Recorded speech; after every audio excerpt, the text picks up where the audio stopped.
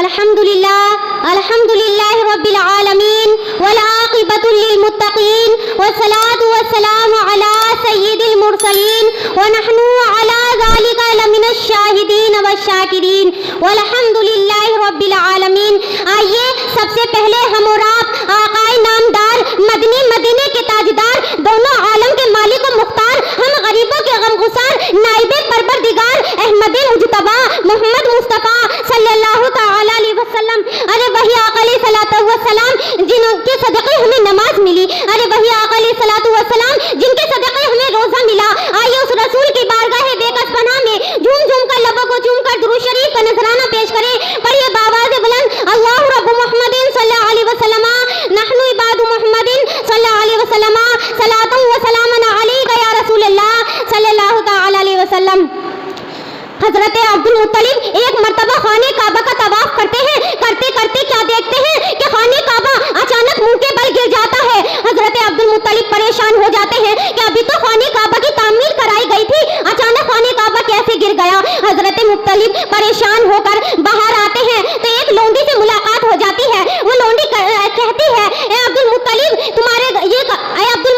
تمہارے گھر پوتا پیدا ہوا ہے۔ خدا کی قسم مسلمانوں، حضرت عبد المطلب نے فرما دیا کہ یہ خانہ، اے مسلمانوں سن لو، یہ خانہ کعبہ گرا نہیں تھا بلکہ سجدے میں تھا، کیونکہ آج میرے پوتے محمد عربی صلی اللہ تعالی علیہ وسلم کی ولادت و سعادت کا دن ہے۔ اس لیے تو شاعر نے کیا خوب فرمایا ہے، حاجیوں آؤ شہنشاہ کا روزہ دیکھو، حاجیوں آؤ شہنشاہ کا روزہ دیکھو، کعبہ دیکھ چکے کعبے کا کعبہ دیکھو، سبحان اللہ، کعبے کا کعبہ دیکھو۔ حضرت جبریل امی حضور صلی اللہ تعالی علیہ وسلم کی بارگاہ رسالت میں عرض کرتے ہیں یا رسول اللہ صلی اللہ تعالی علیہ وسلم، میں نے داؤد علیہ السلام کی امت کو جہنم میں دیکھا ہے۔ یا رسول اللہ صلی اللہ تعالی علیہ وسلم، میں نے زکریا علیہ السلام کی امت کو جہنم میں دیکھا ہے۔ یا رسول اللہ صلی اللہ تعالی علیہ وسلم، میں نے ادریس علیہ السلام کی امت کو جہنم میں دیکھا ہے۔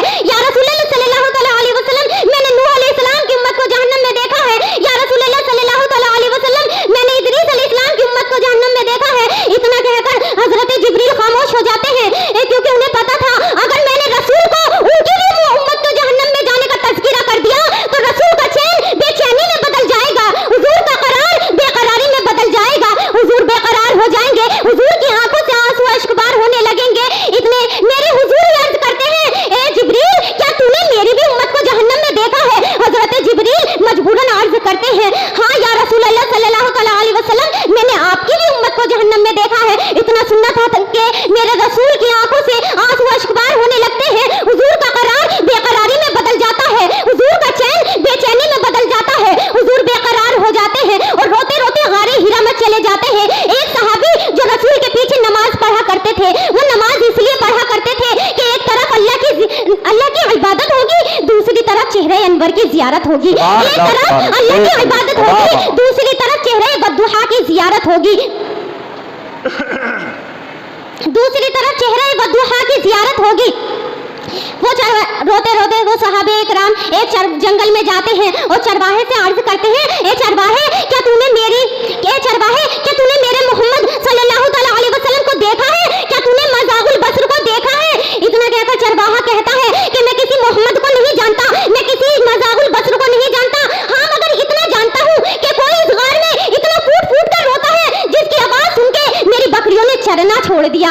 اللہ اکبر، میرے رسول اللہ صلی اللہ تعالی علیہ وسلم غار ہرا میں زاروں قطار رو رہے ہیں۔ کس کے لیے رو رہے ہیں؟ ہم گناہگار امتیوں کے لیے رو رہے ہیں، اور آج کل ہم تو نماز بھی ڈھنگ سے پڑھنی نہیں آتی، اور میرے آقا علیہ الصلوۃ والسلام غار ہرا میں رو رہے ہیں۔ وہ چرواہا جو صحابہ کرام اس چرواہے سے سنتے ہیں یہ بات تو وہ سمجھ جاتے ہیں کہ اتنی دردناک آواز سے رونے والا، اتنی پھوٹ پھوٹ کی آواز سے رونے والا میرے نبی کے سوا اور کچھ نہیں ہو، کوئی نہیں ہو سکتا۔ وہ صحابہ کرام روتے روتے غار ہرا میں جاتے ہیں، کیا دیکھتے ہیں کہ میرے نبی صلی اللہ تعالی علیہ وسلم کا سر سجدے میں ہے، سر سجدے میں ہے، میرے نبی زاروں قطار روتے جا رہے ہیں، روتے جا رہے ہیں۔ صحابہ کرام عرض کرتے ہیں اے رسول اللہ، سر کو سجدے سے اٹھا لیجئے، مزاغ البصر سر کو سجدے سے اٹھا لیجئے، اے میرے آقا سر کو سجدے سے اٹھا لیجئے، اے حسن حسین کے نانا جان سر کو سجدے سے اٹھا لیجئے، اے فاطمہ الزہرا کے بابا جان سر کو سجدے سے اٹھا لیجئے۔ لیکن میرے نبی ان کی بات نہیں سنتے، بلکہ بار بار اپنے رب کی بارگاہ میں عرض کر رہے ہیں رب حبلی امتی، رب حبلی امتی، اے اللہ میری امت کو میرے کر دے. اتنا کہہ کر بار بار صحابہ عرض کر رہے ہیں یا رسول اللہ سر کو سجدے سے اٹھا لیجئے. میرے آقا سر کو سجدے سے نہیں اٹھا رہے ہیں. وہ صحابہ اکرام آپ نے سجدے تو بہت دیکھے ہوں گے, ہر کسی نے سجدے میں سبحان ربی الاعلیٰ پڑھا ہے. عمر فاروق نے سجدہ کیا تو سجدے میں سبحان ربی الاعلیٰ پڑھا. کسی مفتی نے سجدہ کیا تو سجدے میں سبحان ربی الاعلیٰ پڑھا. حضرت علی نے سجدہ کیا تو سجدے میں سبحان ربی الاعلیٰ پڑھا. فاروق اعظم نے سجدہ کیا تو سجدے میں سبحان ربی الاعلیٰ پڑھا. عثمان غنی نے سجدہ کیا تو سجدے میں سبحان ربی الاعلیٰ پڑھا. کسی مفتی کا سجدہ سبحان ربی الاعلیٰ, کسی مدرس کا سجدہ سبحان ربی الاعلیٰ, کسی امام کا سجدہ سبحان ربی الاعلیٰ. ہم لوگ بھی سجدے میں سبحان ربی الاعلیٰ پڑھتے ہیں, لیکن میرے نبی کا سجدہ نرالا تھا, میرے نبی کا سجدہ انوکھا تھا, میرے نبی کا سجدہ ہم سب کے سجدوں سے الگ تھا. میرے نبی سجدے میں کیا عرض کرتے ہیں, یا رب حبلی امتی, یا رب حبلی امتی. اے اللہ میری امت کو میرے حوالے کر دے, اے اللہ میری امت کو بخش دے. وما علینا الا البلاغ المبین. السلام علیکم.